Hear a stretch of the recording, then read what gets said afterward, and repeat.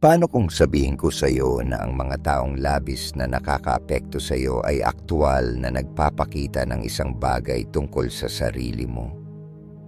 Minsang sinabi ni Seneca na lahat ng nakaiinis sa atin tungkol sa iba ay isang salamin, isang aral, hindi lang abala. Pero may isang bagay na hindi niya tahasang sinabi. May mga tao talagang bihasa sa pagpindot ng mga buttons, mga profesional na manggugulo. At ang totoong dahilan kung bakit paulit-ulit mo silang pinapabalik sa buhay mo, hindi ito pag-ibig at lalong hindi ito katapatan. Ito ay pag-asa, isang mapanganib na uri ng pag-asa. Hindi ka naman talaga adik sa kapayapaan. Ang totoo, adik ka sa pantasya na kung mamahalin mo lang sila ng sapat, kung magtitiis ka lang ng matagal, magigising din sila, na balang araw, titingnan ka nila at maiintindihan ang lahat. Pero alam ni Seneca ang katotohanan, hindi sila magbabago dahil hindi sila nalilito. Sila ay consistent. At tuwing ipinaliliwanag mo ang sarili mo sa isang taong walang balak makinig, ibinibigay mo sa kanila ang kapangyarihan. Sabi ni Seneca, ang tumitingin sa labas ay nangangarap. Ang tumitingin sa loob ay nagigising. Sa sandaling itigil mo ang pagpapanggap para makuha ang kanilang pagsang-ayon, doon ka magigising. Doon ka magsisimulang mabuhay. Ang mga toxic na tao ay nananalo lang kapag patuloy kang nagre-react. Pero may isang makapangyarihang hakbang na kayang baligtarin ang lahat. At kapag ginawa mo ito, hindi ka na nila muling guguluhin sa parehong paraan. Kung may tumama sa iyo sa mga salitang ito, huwag kang mag-scroll palayo. Mag-subscribe, i-like, mag-iwan ng komento, at ibahagi ito sa isang taong kailangang makarinig nito. Pag-usapan natin ang hakbang na yon. Una, hindi mo kailangang sumigaw. Hindi mo kailangang ipagtanggol ang puso mo sa mga taong matagal nang piniling huwag kang pakinggan. Hindi mo kailangang patunayan pa ang mabubuti mong intensyon sa mga taong binabaluktot ang mga salita mo. Kahit gaano ka pa kahinahon magsalita, may mga taong hindi naghahanap ng katotohanan. Naghahanap sila ng kontrol. At tuwing sumasagot ka, tuwing sobra mong ipinapaliwanag, tuwing binibigyan mo sila ng access sa emosyonal mong kalinawan, pinapakain mo ang isang siklo na nauubos ka habang sila'y mas lalong lumalakas. Matagal na itong naunawaan ni Seneca bago pa man ito pangalanan ng modern psychology.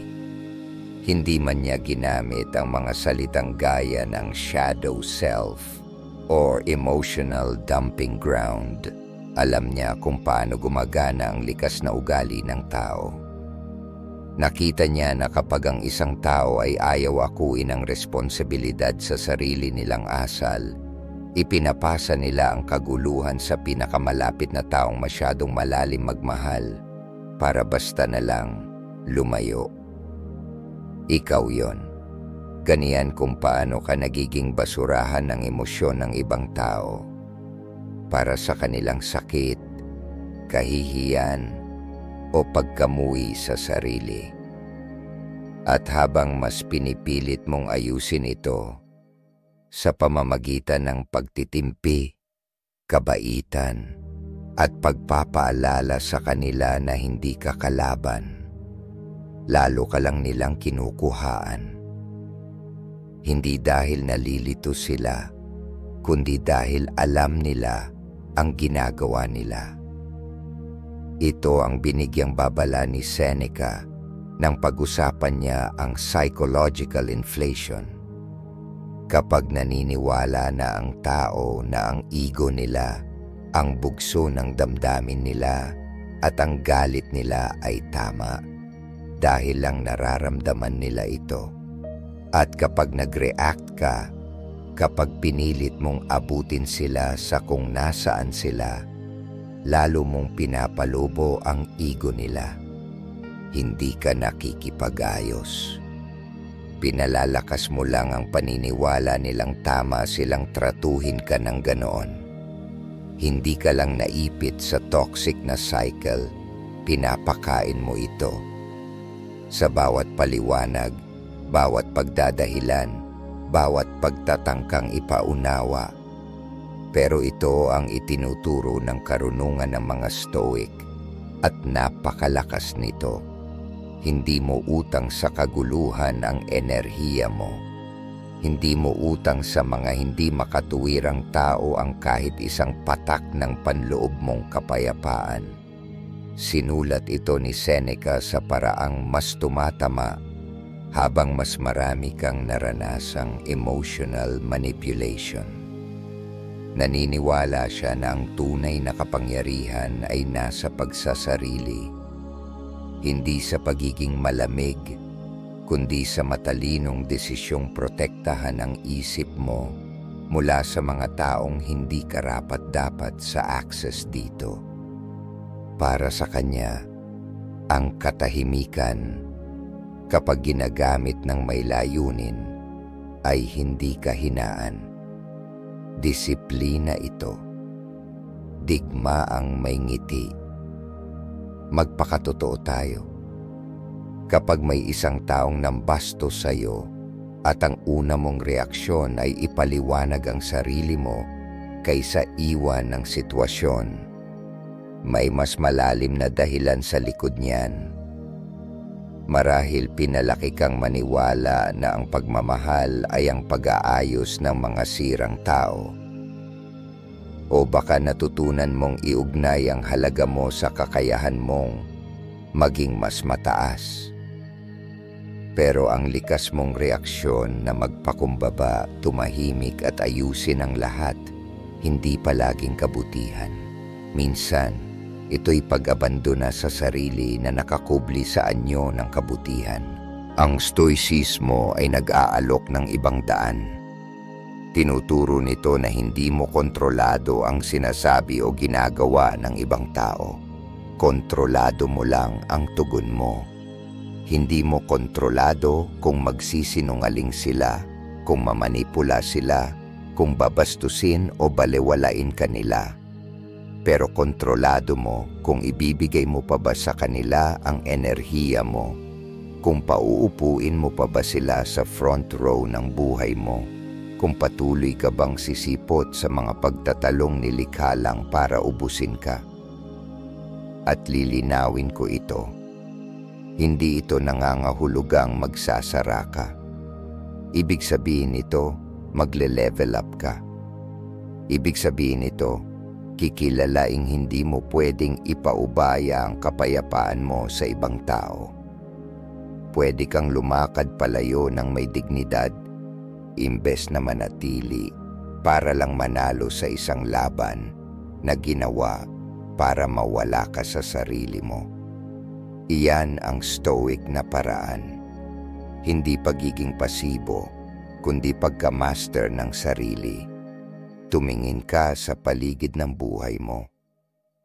Isipin mo ang taong laging may krisis, pero kailanman walang pananagutan.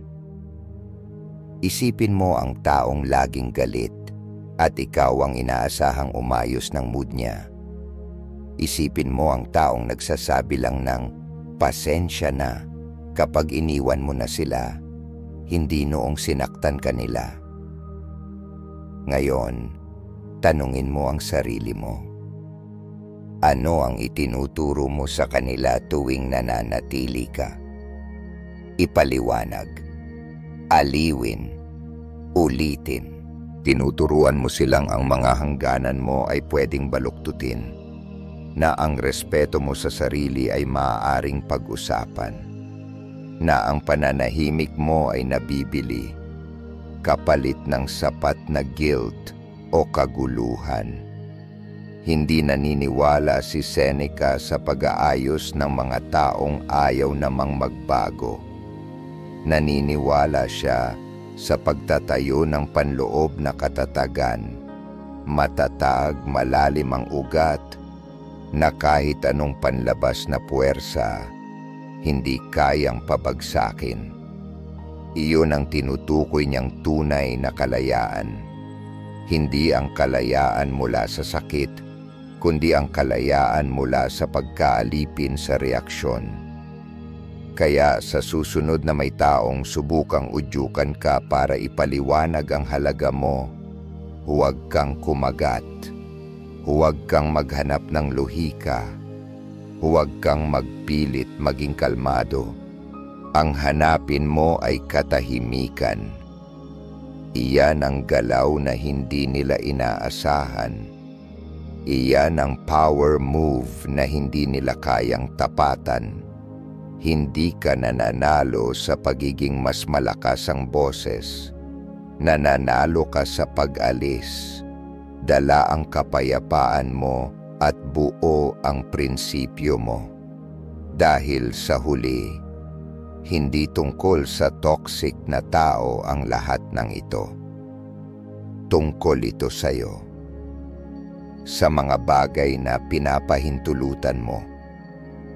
Sa mga aral na itinuturo mo sa iba. Sa mga pagpiling ginagawa mo. At sa mga bagay na handa ka ng bitawan ng tuluyan. Ngayon, pag-usapan natin kung paano buuin ang ganitong klaseng lakas. Dahil kapag natutunan mo ang susunod na bahagi, magbabago na ang laro habang buhay. Ikalawa, psychological inflation. May mga taong ayaw ng kapayapaan. Ang gusto nila ay access. Hindi sa puso mo, kundi sa mga reaksyon mo. Sinisip-sip nila ang emosyonal mong enerhiya na para bang ito ang gasolina nila. Habang lumalakas ang boses mo, lalo silang nananalo.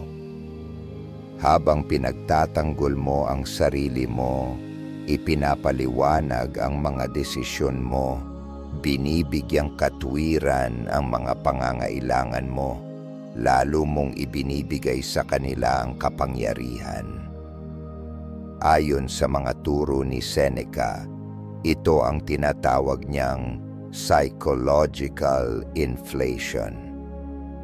Sa sandaling ang enerhiya mo ay lumawak sa paligid ng kaguluhan ng ibang tao, nawawala ka sa sarili mo. Ang mga toxic na tao, wala silang pakialam kung pinupuri mo sila o kinakalaban. Ang mahalaga lang sa kanila ay malaman nilang nakatira pa rin sila sa isip mo ng libre, na may kapangyarihan pa rin silang galawin ka. At kapag nakuha nila iyon, lumalaki sila. Nabubusog sa ilusyon ng kontrol.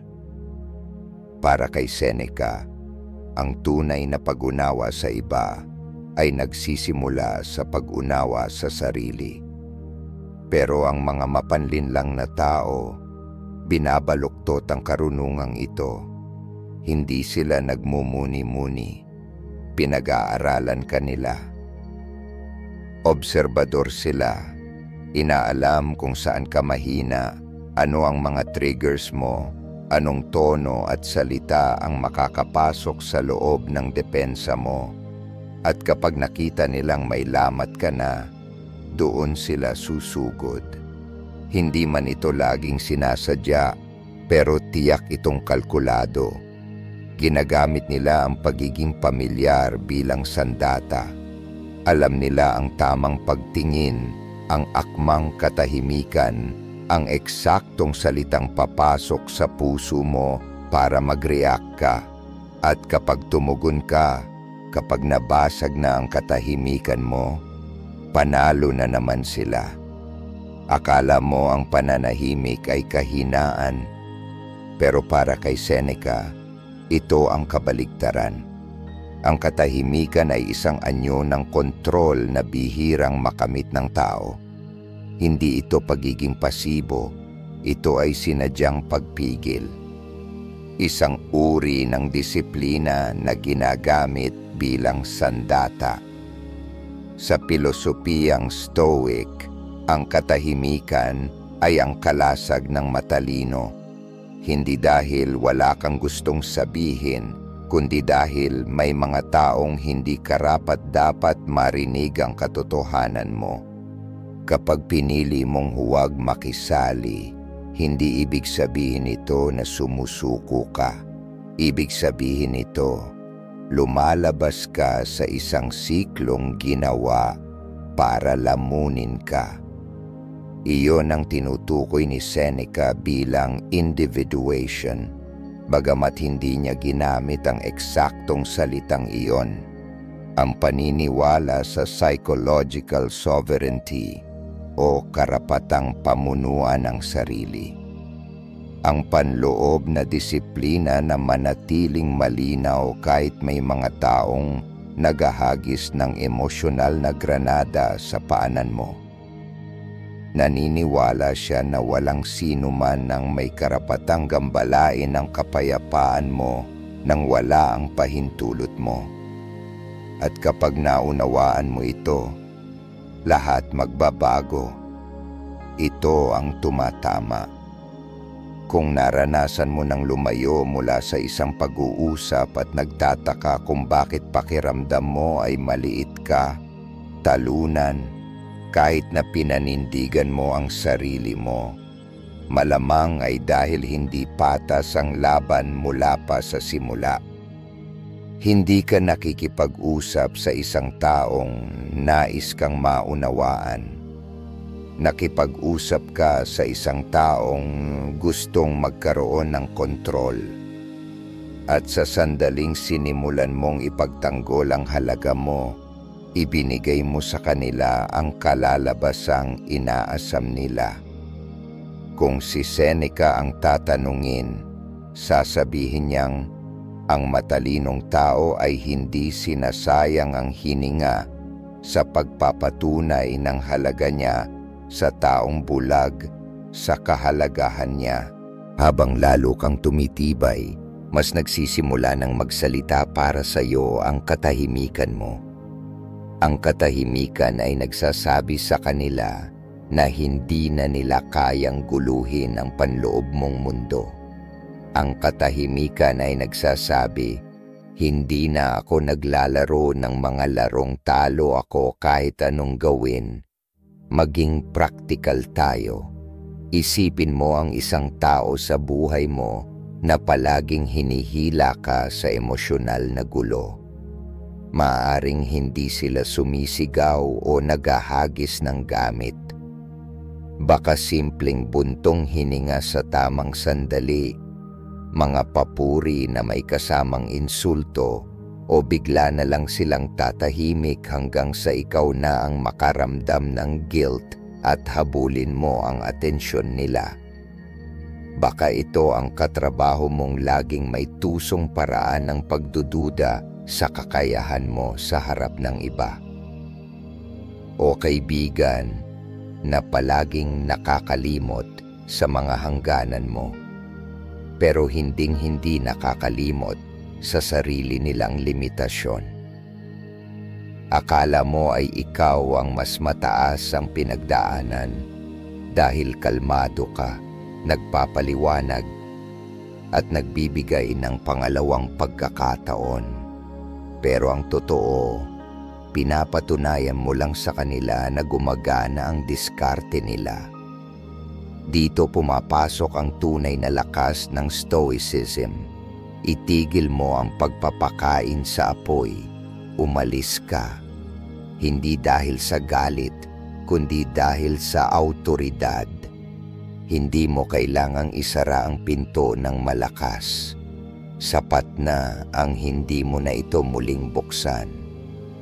Hindi kailanman hinangad ni Seneca ang paghihiganti o ang pagtatala ng kasalanan ng iba. Naniniwala siya na ang tunay na kapangyarihan ay nasa kakayahang pamahalaan ang sarili sa pagtangging hayaang kontrolin ng kaguluhan ng iba ang katatagan ng isipan mo. Kaya ito ang solusyon. Pag-aralan mong kontrolin ang reaksyon mo. Bawiin mo ang enerhiya mo. Tigilan mo ang pagpapaliwanag. Magsimula kang magmasid. Kapag may nagtulak sa iyo na mag-react, huminto ka at tanungin ang sarili mo, karapat-dapat ba itong reaksyon sa kapayapaan ko? 9 sa bawat 10 pagkakataon, ang sagot ay hindi. Kapag paulit-ulit mong isinabuhay ito, mas lalo kang nagiging hindi matitinag, hindi malamig, hindi malayo, kundi matatag, parang bundok na hindi natinag ng bagyo. Dahil ang tunay na layunin ay hindi ang maintindihan kanila. Ang layunin ay ang hindi mo na kailanganing maunawaan ka pa. Iyan ang tinatawag na psychological sovereignty. Iyan ang itinatanim ng Stoicism sa iyo. Paunti-unti, patong-patong, sa bawat desisyong ginagawa mo. Ngayon, may tanong ako sa iyo. Sino ang isang taong palaging nakakahanap ng paraan para galitin ka o gambalain ang damdamin mo? Ano ang magbabago sa buhay mo kung hindi na sila makakaapekto sa iyo? Kung hindi na nila kayang kontrolin ang araw mo o manatili sa isipan mo? Ibahagi mo ang sagot mo sa mga komento. Pag-usapan natin. Dahil ito, hindi lang basta pilosopiya, kalayaan ito. At karapat-dapat kang makuha ang bawat bahagi nito. Sa susunod, tatalakayin natin kung paano gamitin ang mindset na ito sa mga high-stress na sitwasyong hindi madaling layasan, gaya ng trabaho, pamilya, o matagal ng relasyon. Dahil kapag na-master mo ito, hindi ka lang basta nabubuhay sa mga sitwasyong iyon. Pinaghaharian mo sila nang hindi kailanman kailangang itaas ang boses. 3, psychological sovereignty. Ang katahimikan ay hindi kahinaan. Ito ay kapangyarihan. Hindi ito pag-iwas. Isa itong malinaw na pader, isang saradong tarangkahan sa pagitan mo at ng kaguluhang pilit kang hinihila. Malalim ang pagkaunawa ni Seneca dito. Para sa kanya, ang katahimikan ay hindi pagtakas sa banggaan. Ito ay pagtangging duguin para sa isang laban na ginawa lamang para masunod ang kagustuhan ng ibang tao. At ang mga tunay na makapangyarihan sa kahit anong lugar ay hindi ang mga palaging sumisigaw. Sila ang bihasa sa pagpipigil. Sila ang mga taong mas kaunti kung magsalita, pero mas malalim ang dating. Iyan ang psychological sovereignty. Iyan ang sandaling ang kapayapaan mo ay hindi na pinaparaffle, na ang enerhiya mo ay hindi na pinagbibili kapalit ng pansin. Sa bawat pagpapaliwanag mo sa sarili mo sa taong namumuhay sa kalituhan mo, ipinagpapalit mo ang linaw ng isipan mo sa kaguluhan nila. Matagal na itong alam ni Seneca bago pa man nauso ang salitang gaslighting. Binalaan niya tayo.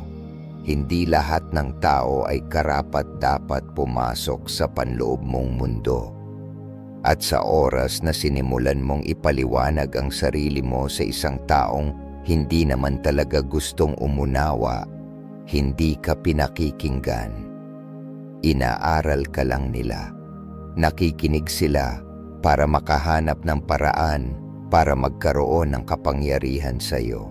Nakikinig sila hindi para umunawa, kundi para hanapin kung saan ka mahina, hindi para maunawaan ka, kundi para kontrolin ka. Ganito gumagana ang mga mapanlinlang na tao. Hindi ito aksidente, isa itong sistema.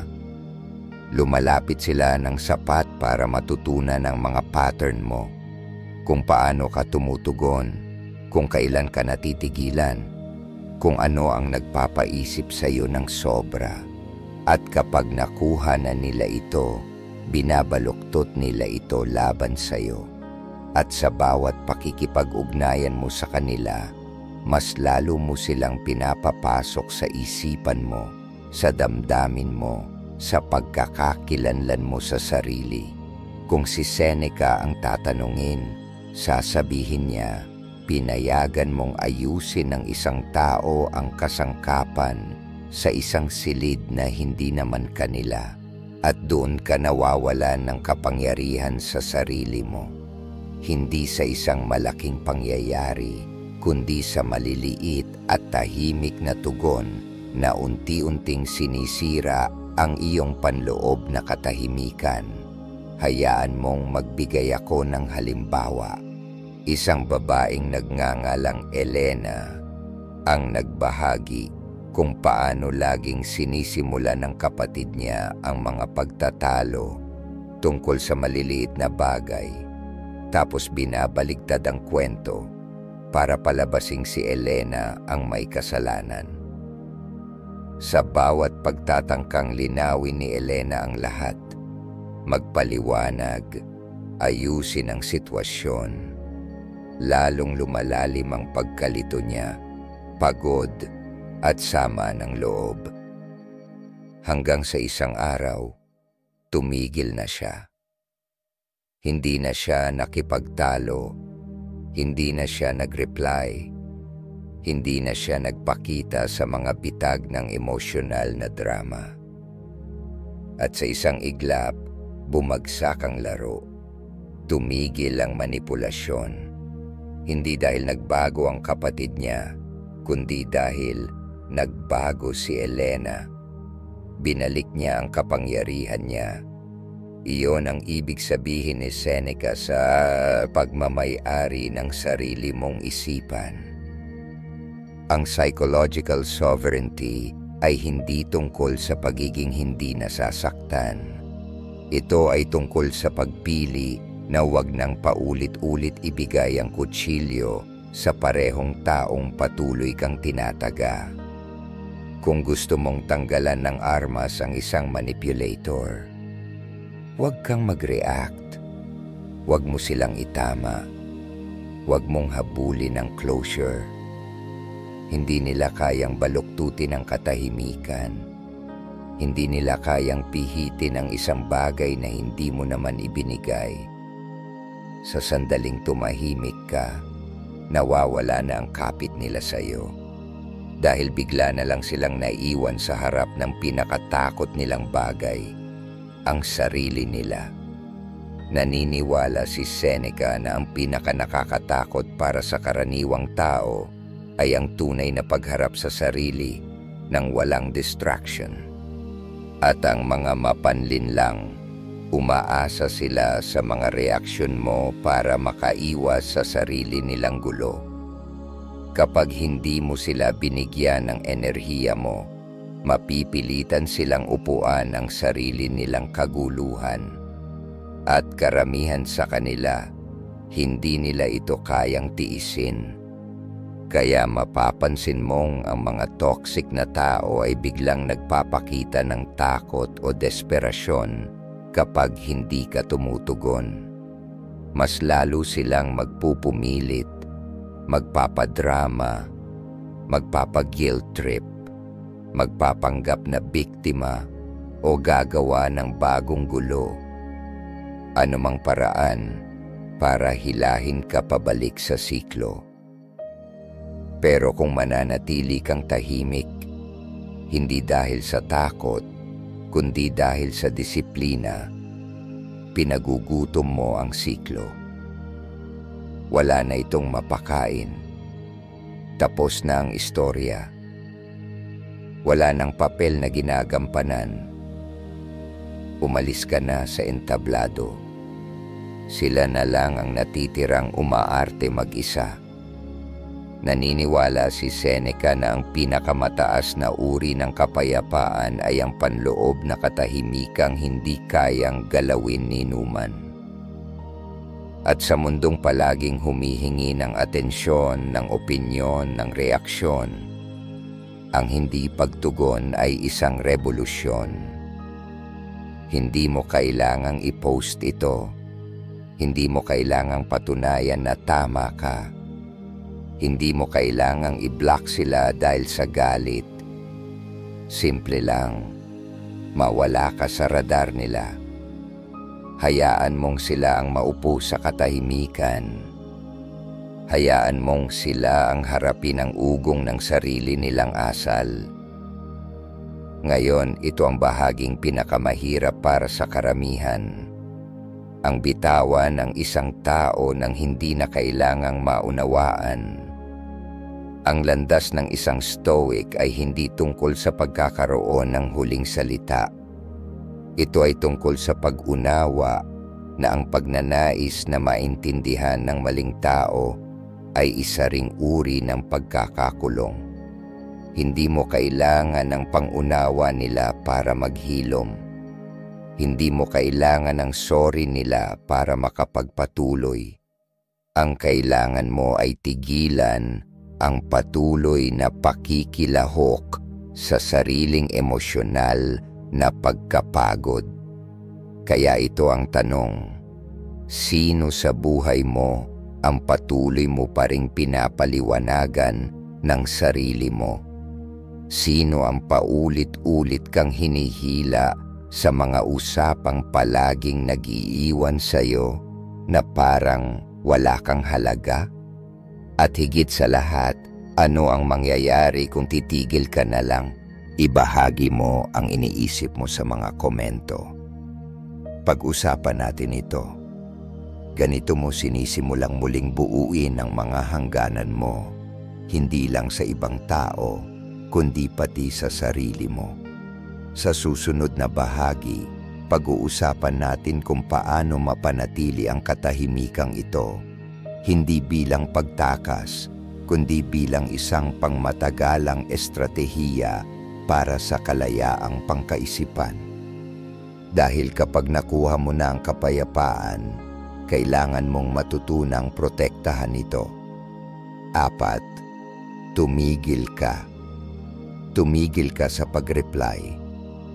Tumigil ka sa pagpapaliwanag kung bakit ka nanahimik. Hayaan mo silang makipag-usap sa kawalan mo. Hayaan mong silang maupo sa katahimikang iniwan ng sarili nilang kaguluhan. Ayon sa pagkaunawa ni Seneca sa likas na pag-uugali ng tao, ang katahimikan ay hindi kawalan. Isa itong uri ng komunikasyon, tumpak, matalim, at sinadya. Sinasabi nito ang lahat ng hindi na kailangang sambitin ng salita. Wala ka ng akses sa akin. Hindi ito pagiging mapait. Ito ay hangganan. At sa mundong palaging humihingi ng emosyonal na presensya, ang katahimikan ay isang uri ng revolusyon. Sinabi ni Seneca, nagiging malinaw ang pananaw mo kapag tumingin ka sa loob. Hindi mo makikita ang sariling landas kung lagi kang nakatutok sa hinihingi ng iba. Kaya inuuna ng pilosopiyang Stoic ang kalinawan kaysa kaguluhan, at ang presensya kaysa pagpapakitang tao. Pero ang mga toxic na tao namumuhay sa paghatak sa iyo na umarte.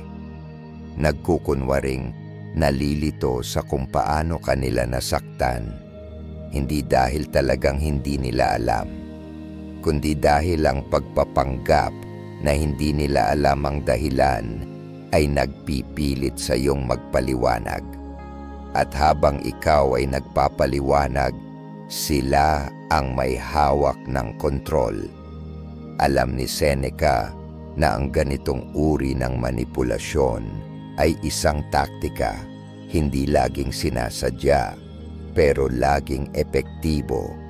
Habang mas pinapahaba nila ang oras na ginugugol mo sa pagpapaliwanag, pangangatwiran at pagbibigay linaw, mas lalo silang nakakaiwas sa pananagutan.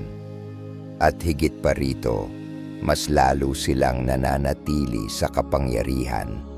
Akala mo, nililinaw mo lang ang sitwasyon. Akala mo, ikaw ang mas mature. Pero alam nila ang eksaktong paraan kung paano ka manatiling nakabitin sa pamamagitan ng pag-arte na parang wala silang alam ng sapat na tagal para makakuha muli ng paliwanag mula sa iyo. Isa itong kontrol na pangkaisipan na nakamaskara bilang kalituhan. Kaya naman napakalakas ng epekto ng katahimikan mo kapag hindi mo na sila binibigyan ng kahit ano para sagutin. Nawawala ang script nila. Hindi nila kayang manipulahin ang isang bagay na hindi mo sinabi. Hindi nila kayang gawing kasalanan ang katahimikan gaya ng ginagawa nila sa mga salita mo. At dito tumatama ng malalim ang karunungan ni Seneca. Hindi mo utang sa kahit sino ang access sa isip mo. Kahit pa nasanay na sila rito. Hindi mo kailangang panatilihin ang mga tao sa buhay mo dahil lang sa gusto nilang palagi kang sumagot tuwing sila ay naiistorbo. Ang emosyonal na access ay isang pribilehiyo, hindi isang karapatan. Madalas nating iniisip na kailangan nating ipahayag ang mga hangganan para ito'y maging totoo. Pero ang totoo, ang hangganan ay hindi tungkol sa kabilang tao. Tungkol ito sa sarili mong kalinawan. Maaari kang walang sabihin at malinaw pa ring magtakda ng linya. Maaari kang tumahimik at malinaw pa ring magpadala ng mensahe. Sa katunayan, madalas ay ang katahimikan ang nagsasabi ng pinakamatindi. Sinasabi nito, "Hindi na ako parte ng dinamikong paulit-ulit na sinisira ang kapayapaan ko." Iyan ang panloob na katahimikan na tinuturo ng Stoicism. Kapayapaang hinubog ng mga desisyon, hindi ng sagutan. Pag-isipan mo ito. Kung ang isang tao ay tanging tumitigil lang sa pananakit mo, kapag napilitan kang sumigaw o umiyak, hindi iyon relasyon, bitag iyon. At kung nirerespeto lang nila ang mga hangganan mo matapos ang isang malakas at emosyonal na komprontasyon, ibig sabihin, hindi ka talaga nila nirerespeto. Natakot lang sila sa resulta. Itinuro ni Seneca na ang tunay na kapangyarihan ay hindi galing sa kung gaano kalakas ka magsalita. Galing ito sa kung gaano katatag kang nakatayo. Hindi mo kailangang isara ang pinto ng malakas para ito'y maisara. Maaari kang lumayo, walang ingay, walang galit, walang drama, at hindi na kailanman bumalik. Simulan mong tratuhin ang enerhiya ng isipan mo, gaya ng tinawag ni Seneca na gintong pangkaisipan. Isa itong yaman na hindi mo basta ibinibigay kahit kanino. Bihira, mahalaga, hindi para sa lahat. Hindi lahat ay karapat-dapat makarinig ng iniisip mo. Hindi lahat ay may karapatang makaapekto sa emosyon mo. Kapag may isang tao na paulit-ulit kang pinanghihinaan, binababa ang tingin sa'yo, o sadyang pinipilipit ang iyong intensyon, hindi mo kailangang makipag-usap sa huli. Hindi mo kailangang gumawa ng perpektong mensahe o maghintay ng tamang sandali para lumayo. Tigilan mo lang. Tahimik, malinaw, pangwakas. Itigil mo ang paniniwalang may utang kang closure dahil wala kang utang. Alam na nila kung ano ang ginawa nila at iyon ang katotohanang mahirap tanggapin para sa karamihan. Ang mga toxic na tao palaging alam nila. Maaaring hindi nila aminin, maaaring mag-deny, umiwas o ilihis ang usapan. Pero sa kaloob-looban nila, alam nila. Sinusubukan nila ang hangganan mo at ginagawa nila ito ng sadya. Hindi dahil sa wala silang kamalayan, kundi dahil gusto nilang malaman kung bibigay ka. At kapag nagpaliwanag ka, panalo sila. Kapag nag-justify ka, lalo silang lumalakas. Pero kapag nanahimik ka, wala silang ibang kaharap kundi ang salamin. Isang salamin na matagal na nilang iniiwasan. At iyan ang katotohanang hindi nila kayang harapin. Kapag hindi mo ibinigay ang emosyonal mong enerhiya, naiwan silang harapin ang sarili nilang refleksyon. Ayon kay Seneca, karamihan sa mga tao ay gagawin ang lahat para makaiwas sa harapang pagkilala sa sarili, kahit pa ang kapalit ay kapayapaan ng ibang tao. Kaya sila ay kapit na kapit sa reaksyon mo. Hindi ito dahil sa pagmamahal, ito ay panggulo. Ginagamit ka nila bilang takas mula sa sarili nilang kaguluhan. Pero ikaw, hindi mo kailangang gampanan ang papel na iyon. Sa oras na tumigil ka sa pagtugon, nagsisimula kang mabawi ang kapangyarihan mo sa sarili. At doon nagsisimula ang tunay na paghilom. Hindi sa pamamagitan ng paghikayat sa ibang tao na magbago, kundi sa pagbago kung paano mo ibinibigay ang sarili mong enerhiya. Ngayon, tutungo tayo sa mga konkretong paraan kung paano patatagin ang katahimikan, hindi bilang pansamantalang pahinga, kundi bilang permanenteng hangganan. Dahil ang pagpapanatili ng kapayapaan ay hindi lang tungkol sa mga bagay na nilalayuan mo. Ito ay tungkol din sa mga bagay na araw-araw mong pinipiling protektahan mula sa loob. Kung nahanap mong mahalaga ang mga pananaw na ito, magkomento ka ng "Oo" sa ibaba. Mahalaga ang boses mo at gusto kitang marinig. 5. Katahimikan. Katahimikan ang bumabasag sa siklo.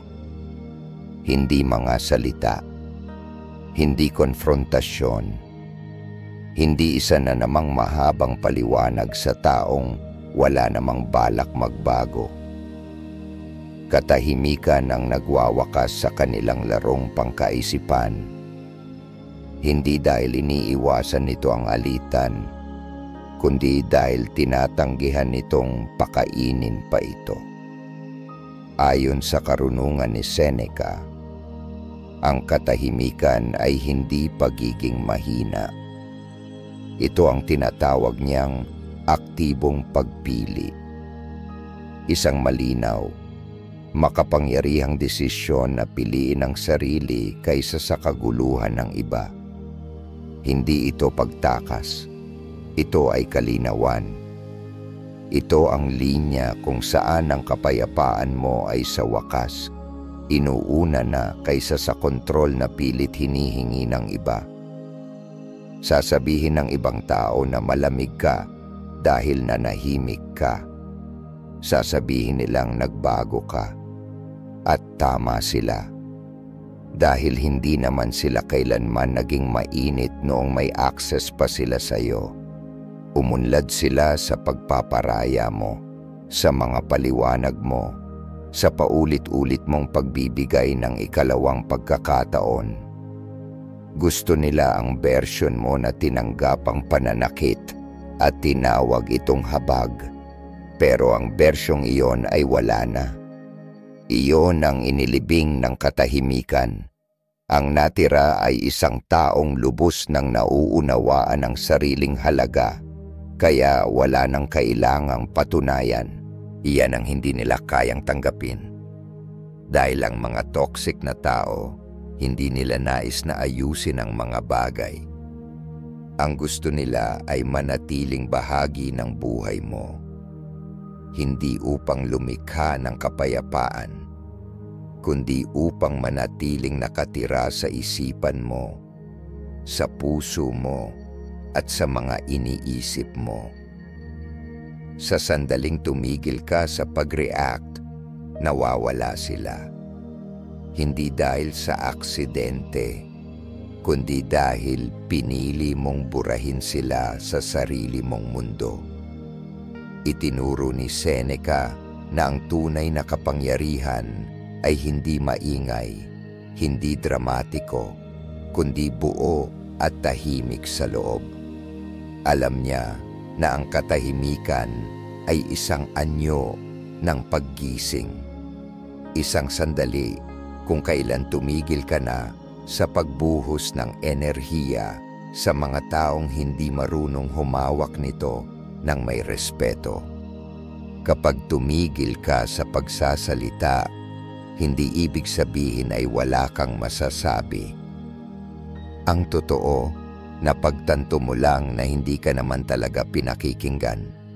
Hindi sila nakikinig upang umunawa, kundi naghihintay lamang ng pagkakataong baluktutin ang mga salita mo at gamitin ang kabutihan mo laban sa'yo. Ang katahimikan ay kapag hindi mo na sila binibigyan ng material para laruin o kontrolin ka. Isa ngang babae na nagngangalang Morgan ang dating palaging nagpapaliwanag sa kanyang abusadong partner. Sa bawat away, lagi niyang sinusubukang ayusin ang lahat sa pamamagitan ng kalmadong paliwanag. Nagbigay siya ng espasyo, ng panahon, at paulit-ulit na pag-unawa, pero hindi kailanman ito naging sapat. Bawat salitang binanggit niya ay ginamit para baluktutin, itanggi, o ilihis ang tunay na isyu, hanggang sa isang araw, tumahimik siya. Hindi dahil sa pagod, kundi dahil sa matibay na pasya. Tumigil siyang sumagot sa mga mensahe. Hindi siya nagpaliwanag. Wala siyang isinulat na mahabang liham. Nawala siya mentally, emotionally, spiritually. At sa kauna-unahang pagkakataon sa maraming taon, nakita niya ang lalaki sa tunay nitong anyo. Isang taong hindi kailanman hinangad ang pagpapagaling, kundi kontrol lamang. Ang katahimikan ni Morgan ang naging kanyang tunay na kalayaan. Naniniwala si Seneca na ang kapayapaan ay hindi nagmumula sa pagkaunawa ng iba sa atin, kundi sa mas malalim na pagkaunawa natin sa ating sarili. Iyan ang pinakapuso ng Stoicism. Hindi mo kailangang sumigaw upang marinig, kung malinaw mo nang naririnig ang sarili mo. Kapag mas malakas na ang tinig mo sa loob kaysa sa ingay sa labas, doon mo mapapansin kung ano ang karapat-dapat sa enerhiya mo at kung ano ang hindi. Matutuklasan mong hindi lahat ay dapat may access sa puso mo, sa oras mo, o sa isipan mo. Ang iyong atensyon ay ang iyong buhay. At kung saan ito dumadaloy, doon din napupunta ang emosyonal mong kapangyarihan. At may mga tao na hindi nakarapat-dapat dumaloy sa loob ng mundo mo. Hindi dahil sila ay masama, kundi dahil sila ay pabaya sa mga ibinibigay mo. Ang katahimikan ay hindi kahinaan. Ito ay isang anyo ng pagkakabukod ng sarili, isang pag-angkin ng sariling isipan. Isa itong paggising na nagbibigay linaw na ang pag-react sa kaguluhan ng iba ay lalo lang itong pinalalakas. Kapag nanahimik ka, tumitigil ka na sa pagiging bahagi ng palabas nila. Bumababa ka sa entablado.